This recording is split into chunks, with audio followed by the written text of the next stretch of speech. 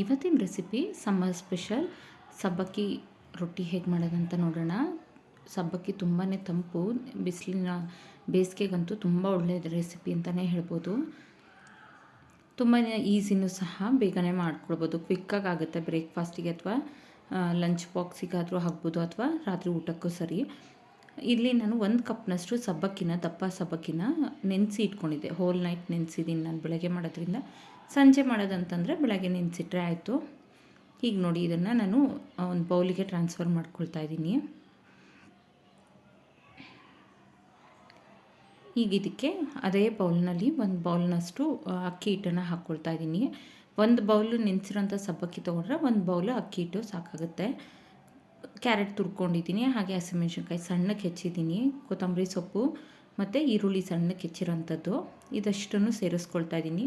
ನೀವು ಬೇಕಿದ್ದರೆ ಇದ್ರ ಜೊತೆಗೆ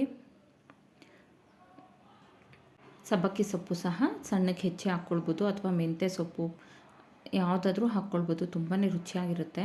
ಈಗ ಇಲ್ಲಿ ಉಪ್ಪನ್ನು ಸೇರಿಸ್ಕೊಳ್ತಾ ಇದ್ದೀನಿ. ರುಚಿಗೆ ಎಷ್ಟು ಬೇಕಷ್ಟು ಉಪ್ಪು, ಹಾಗೆ 1 ಸ್ಪೂನ್ನಷ್ಟು ಜೀರಿಗೆ ಹಾಕೋದ್ರಿಂದ ತುಂಬಾ ಟೇಸ್ಟಿಯಾಗಿರುತ್ತೆ. ಹಾಗೆ 2 ಸ್ಪೂನ್ನಷ್ಟು ಎಳ್ಳು ಹಾಕ್ಕೊಳ್ತಾ ಇದ್ದೀನಿ ನಾನು, ಬಿಳಿ ಎಳ್ಳು ನಾವು ದಿನನಿತ್ಯದ ಊಟದಲ್ಲಿ ಬಳಸಿದ್ರೆ ತುಂಬಾ ಒಳ್ಳೆಯದು. ಒಳ್ಳೆ ಕ್ಯಾಲ್ಶಿಯಂ ಇರುತ್ತೆ. ಮಕ್ಕಳಿಗೂ ಸಹ ತುಂಬಾ ಉತ್ತಮ ಅದು. ಈಗ ಇದನ್ನು ನಾನು ಎಲ್ಲನೂ ಫಸ್ಟಿಗೆ ಹಾಗೆ ಕಲಿಸ್ಕೊಡ್ತಾ ಇದ್ದೀನಿ. ನಾವು ಸಬ್ಬಕ್ಕಿ ನೆನೆಸಿರೋದ್ರಿಂದ ಅದರಲ್ಲೇ ತೇವಾಂಶ ತುಂಬ ಇರುತ್ತೆ. ಹಾಗಾಗಿ ಚೆನ್ನಾಗಿ ಮಿಕ್ಸ್ ಮಾಡಿಕೊಡ್ಬೇಕು. ನೀಟಾಗಿ ಮಿಕ್ಸ್ ಮಾಡಿಕೊಂಡು ನಂತರ ಇಲ್ಲಿ ಸ್ವಲ್ಪನೇ ನೀರನ್ನು ಸೇರಿಸ್ಕೊಂಡು ನಾವು ಕಲಿಸ್ಕೊಳ್ಬೇಕಾಗುತ್ತೆ. ತುಂಬ ಒಟ್ಟಿಗೆ ಹಾಕಬಾರ್ದು ನೀರು, ಸ್ವಲ್ಪನೇ ಹಾಕ್ಕೊಳ್ಳಿ. ನಾನಿಲ್ಲಿ ನಾರ್ಮಲ್ ತಣ್ಣೀರನ್ನೇ ಬಳಸ್ಕೊಳ್ತಾ ಇದ್ದೀನಿ. ಹಾಗೂ ನೀವು ಬಳಸಬೇಕು ಅಂದರೆ ಬೆಚ್ಚಗಿರೋ ನೀರು ಸಹ ಸೇರಿಸ್ಕೊಳ್ಬೋದು. ನೋಡಿ, ಇಲ್ಲಿ ನೀಟಾಗಿ ಈ ರೀತಿ ಕಲಿಸ್ಕೊಳ್ಬೇಕು. ಸ್ವಲ್ಪ ಗಟ್ಟಿಯಾಗಿ ಕಲಿಸ್ಕೊಳ್ಳಿ, ತುಂಬ ತೆಳು ಮಾಡ್ಕೊಳ್ಬಾರ್ದು. ಈಗಿಲ್ಲಿ ಇದಕ್ಕೆ ಕ್ವಿಕ್ಕಾಗಿ ಒಂದು ಕಡಲೆಬೇಳೆ ಚಟ್ನಿ ಮಾಡೋದು ನೋಡೋಣ.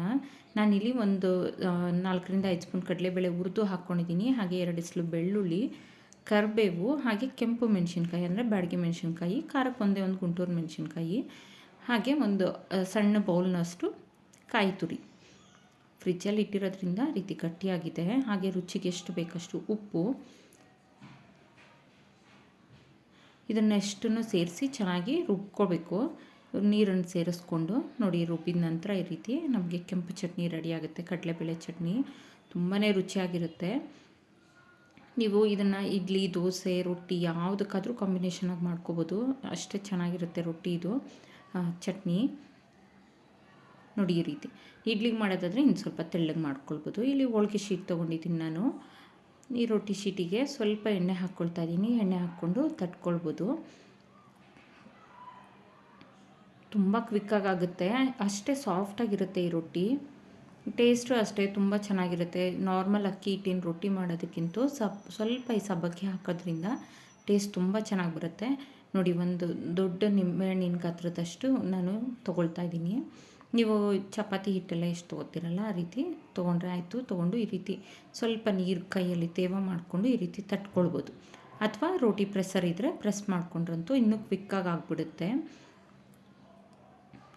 ತುಂಬ ಏನು ಕಷ್ಟ ಆಗೋದಿಲ್ಲ. ಎಣ್ಣೆ ಅಥವಾ ನೀರು ಯಾವುದನ್ನಾದರೂ ಕೈಗೆ ಸ್ವಲ್ಪ ಹಾಕ್ಕೊಂಡು ನೀಟಾಗಿ ಈ ಥರ ತಟ್ಕೊಳ್ಬೇಕಾಗುತ್ತೆ. ಒಂದು ಕೈಯಲ್ಲಿ ಈ ರೀತಿ ಸೈಡಿಗೆ ನಾವು ಇಟ್ಕೊಂಡು ತಿರುಗಿಸ್ತಾ ತಟ್ಕೊಳ್ತಾ ಇದ್ದರೆ ಒಂದು ಒಳ್ಳೆ ಶೇಪಲ್ಲಿ ಸಹ ಬರುತ್ತೆ, ಗುಂಡಾಗಿ ಬರುತ್ತೆ. ಇಲ್ಲ ಅಂತಂದರೆ ಅಲ್ಲಲ್ಲಿ ಸ್ಪ್ರೆಡ್ ಆಗಿಬಿಡುತ್ತೆ. ನೋಡಿ, ಈ ರೀತಿ ತಟ್ಕೊಂಡ್ರೆ ಆಯಿತು.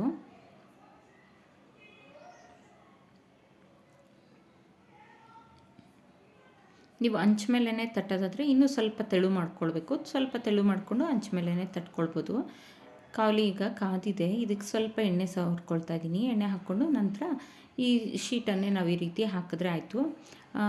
ಹೋಳಿಗೆ ಶೀಟ್ ಇಲ್ಲ ಅನ್ನೋರು ಒಂದು ಕಾಟನ್ ಕರ್ಚೀಫ್ ಬರುತ್ತಲ್ಲ, ಕಾಟನ್ ಕರ್ಚೀಫ್ನ ನೆನೆಸ್ಕೊಂಡು ಚೆನ್ನಾಗಿ ನೀರನ್ನ ಸ್ಕ್ವೀಸ್ ಮಾಡಿ ಅದ್ರ ಮೇಲೆ ಸಹ ಇದೇ ರೀತಿ ರೊಟ್ಟಿನ ತಟ್ಕೊಂಡು ಹಾಕ್ಕೊಳ್ಬೋದು.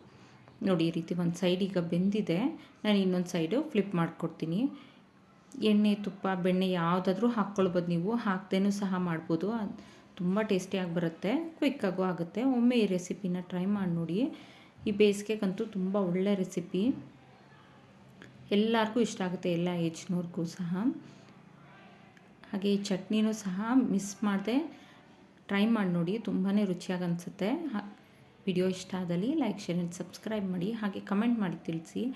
ನೋಡಿ ಇಲ್ಲಿ ರೊಟ್ಟಿ ಅಷ್ಟೇ ಎಷ್ಟು ಸಾಫ್ಟಾಗಿದೆ, ನಾನು ಫೋಲ್ಡ್ ಮಾಡಿ ಸಹ ತೋರಿಸ್ತಾ ಇದ್ದೀನಿ. Thank you for watching. Follow for more videos. Thank you.